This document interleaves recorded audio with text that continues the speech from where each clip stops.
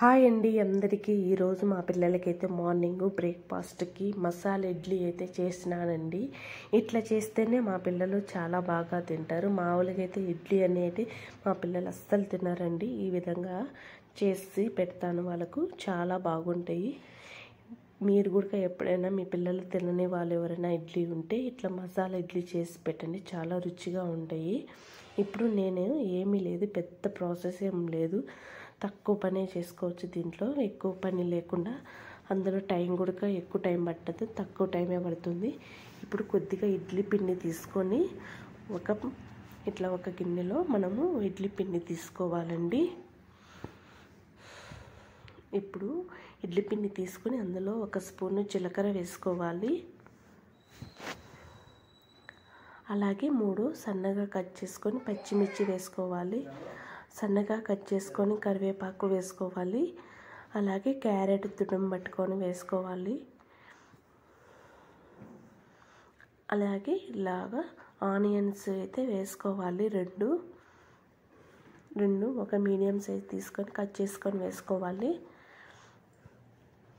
అలాగే ఒక హాఫ్ పసుపు వేసుకోవాలి.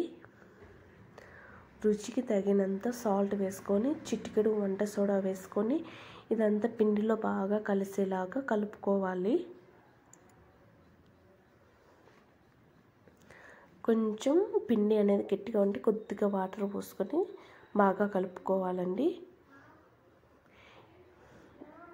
చూడండి, పిండికి మనం వేసినంత మసాలా పడేలాగా బాగా కలుపుకోవాలి.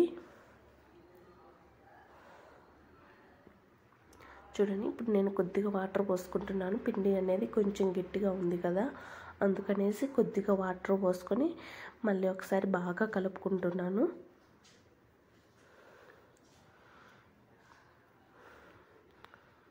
చూడండి, అట్లా ఆ విధంగా అయితే కలుపుకోవాలి.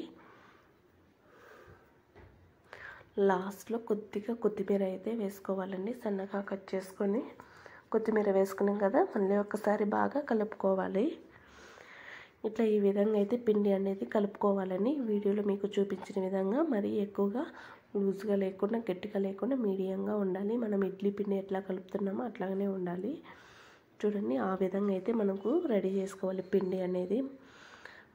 ఇప్పుడు ఒక ఇడ్లీ పాత్రలు తీసుకొని ఇప్పుడు వాటిల్లో కొంచెం ఆయిల్ అయితే వేసుకోవాలండి. కొద్దిగా ఒక ఆయిల్ వేసుకోవాలి.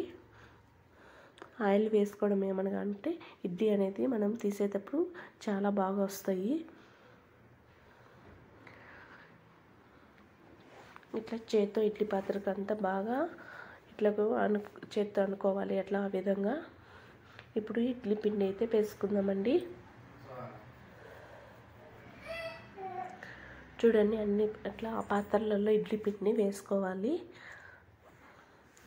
ఇట్లా చేసి ఇట్లా ఎప్పుడైనా మీకు పిల్లలు ఇట్లా ఇడ్లీ అంటే తినకుండా వాళ్ళు ఉంటే ఒకసారి ఈ విధంగా ట్రై చేసి పెట్టండి, చాలా బాగుంటుంది.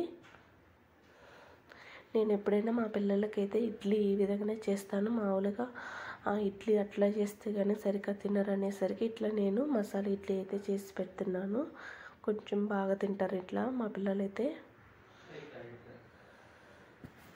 చూడండి, ఇంకా అన్ని వాటిల్లో అట్లనే వేసుకోవాలి.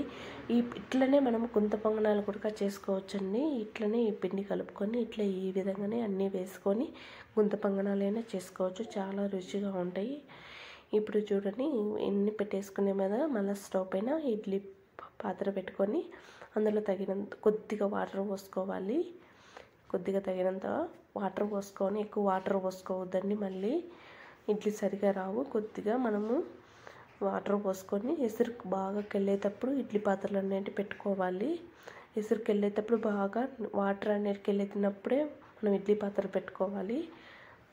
ఇప్పుడు మూత పెట్టేసుకొని ఒక అర్ధగంట తర్వాత మూత తీసి చూడండి, ఇడ్లీ మనకు చాలా బాగున్నాయి, చాలా మెత్తగా అయితే ఉన్నాయండి.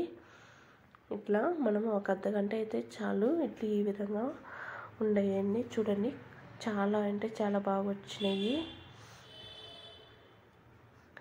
ఎవరైనా తినాలి అనుకునే వాళ్ళు ఒకసారి ఈ విధంగా ట్రై చేసి చూడండి, చాలా బాగుంటాయి. పిల్లలు కూడా ఈ విధంగా ఒకసారి మీరు మార్నింగ్ బ్రేక్ఫాస్ట్కైనా ఈ విధంగా పెట్టచ్చండి. చూడండి ఇంకంతేనండి. ఇది చాలా ఈజీగా ఉంటుంది ఇడ్లీ, మసాలా ఇడ్లీ అనేది. ఈ వీడియో కనుక మీకు నచ్చినట్లయితే లైక్ చేసి, షేర్ చేసి, సబ్స్క్రైబ్ చేసుకోండి ఫ్రెండ్స్.